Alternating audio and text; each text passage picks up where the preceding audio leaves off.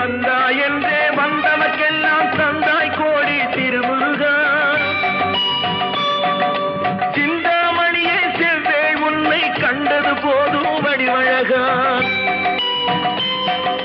கந்தா என்றே வந்தவர்க்கெல்லாம் தந்தாய் கோடி திருமுருகா சிந்தாமணியே செவ்வே உன்னை கண்டது போதும் வடிவழகா அடியவர்க்கு ஒரு விருந்தே